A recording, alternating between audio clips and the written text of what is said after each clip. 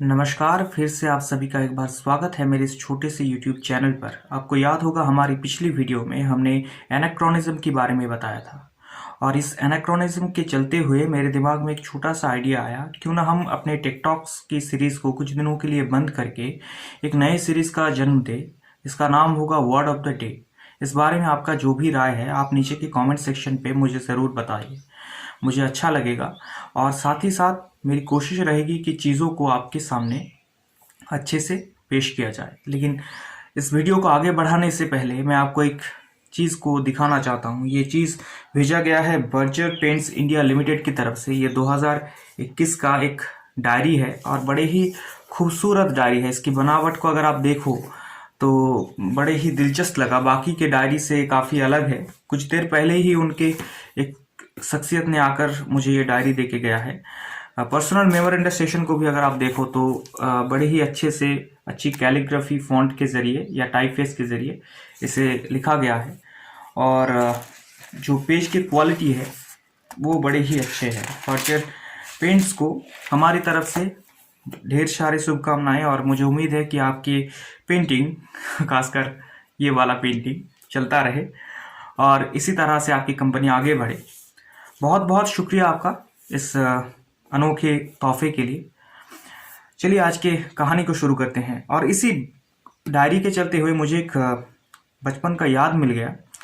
जब भी हम नए क्लास में उठते थे तो हमारे नए कॉपीज़ में हम एक श्लोक लिखते थे। अक्सर आपको याद होगा, जो सफ़ेद कोरा कागज़ होता था, नए कॉपीज़ मिलते थे तो उस पर लिखते थे, सरस्वती नमस्तभ्यम वरदे काम रूपिणी विद्यारंभ करिष्यामि सिद्धिर्भवतु मे सदा। यानी हे माँ सरस्वती, मैं आपका नमन करता हूँ, आप तो काम रूपिणी हैं, मैं आज विद्या का प्रारंभ करने जा रहा हूँ, तो हमारे सिद्धि का पथ प्रशस्त कीजिए या सदैव हमें सिद्धि की ओर ले चलिए। और शायद कहीं ना कहीं वो सिद्धि हमें प्राप्त हो ही जाता है। जैसे हम जब उस यादों को देखते हैं, उस बचपन की यादों को ही सही, हम कुछ पल के लिए उन यादों को जीते हैं। हर दिन की तरह जब मैं काम से लौटता हूँ तो मेरी एक बहुत ही पुरानी आदत है, मैं कोई किताब लेकर बैठ जाता हूँ। आप देखेंगे बहुत सारे लोग हैं जो कुछ टेलीविजन देखते हैं, कुछ मोबाइल फ़ोन में सोशल मीडिया चेक करते हैं। मैं किताबों को लेकर बैठता हूँ। मेरी आज भी पॉकेट मनी के बहुत सारे जो पैसे हैं वो इन्हीं किताबों में ही खर्च हो जाते हैं और इसके लिए मुझे कोई पश्चाताप नहीं है, मुझे बिल्कुल बहुत ही अच्छा लगता है। तो हमने जो कहानी जो सीरीज़ हमने स्टार्ट किया किताबों के ज़रिए, वो वेस्टर्न सीरीज़ है।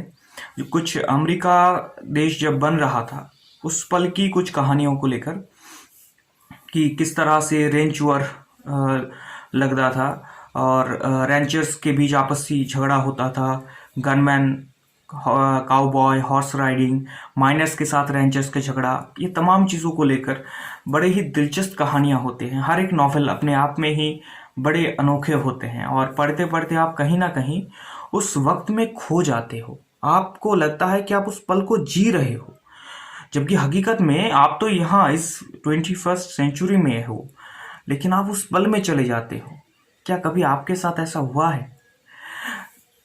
उस दिन जब मैं ऑक्सफोर्ड डिक्शनरी को देख रहा था तो कहीं ना कहीं मुझे लग रहा था कि क्या डिक्शनरी में ऐसे कोई शब्द होगा जिससे हम ऐसे अनुभव को बयां कर सके।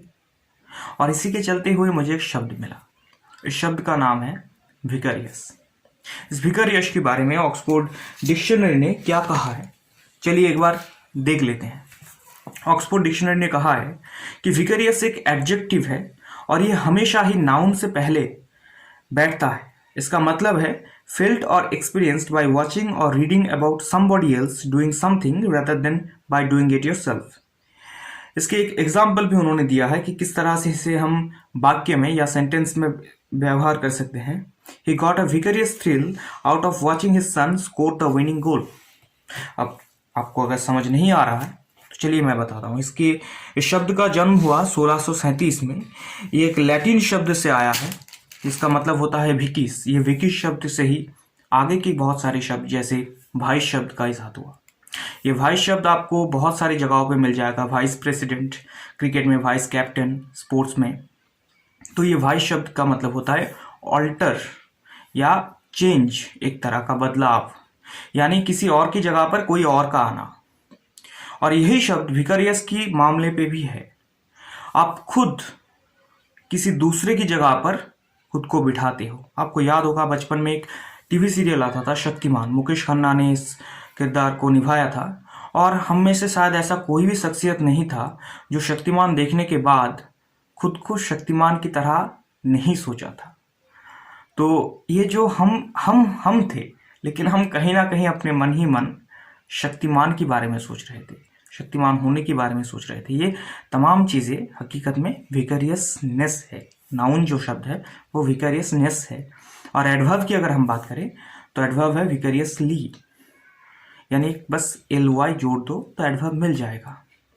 तो आप कह सकते हो कि I enjoyed the entire film vicariously, और I vicariously enjoyed the entire film, यानी हम एक सिनेमा को देखे हैं और उसे हम, या फिर हम उस सिनेमा को बस उसकी कहानी सुनकर ही मन उसे देख चुके हैं। वो भी एक तरह से विकरियसनेस है। क्या आपने कभी इस तरह की किसी विकरियसनेस को अपने अंदर एडॉप्ट किया है? हमें ज़रूर बताइए। साथ ही साथ आपके बचपन की कुछ यादें भी अगर इससे जुड़े हुए हो तो वो भी हमें बता सकते हैं। उम्मीद करता हूँ कि आपको ये सेशन पसंद आया हो। अगर पसंद आया है तो मैं आपसे रिक्वेस्ट करूँगा कि एक छोटा सा लाइक और एक कमेंट ज़रूर कर दीजिए, ताकि मुझे पता चले कि आपको ये वर्ड ऑफ द डे जो सीरीज़ है वो कैसा लग रहा है। क्या मैं आपको ठीक से चीज़ों को समझा पा रहा हूँ? क्या ये डिक्शनरीज के शब्दों को मैं आपकी मन में हमेशा के लिए इसे आप एक तरह से खुदाई करना कह सकते हो, ये कर पा रहा हूँ? क्या भविष्य में कभी आप ये विकरियसनेस, ये एनाक्रोनिज्म, ये शब्द भूल जाओगे? ज़रूर नीचे कमेंट पे बताना। और एक रिक्वेस्ट और है, इस चैनल को सब्सक्राइब कीजिए।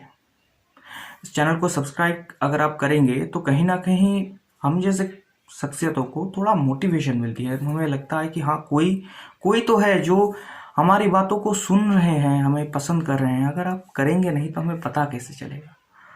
खैर, ये छोटा सा रिक्वेस्ट है, इसे मानना या ना मानना मैं आपके हाथों पे ही रख रहा हूँ।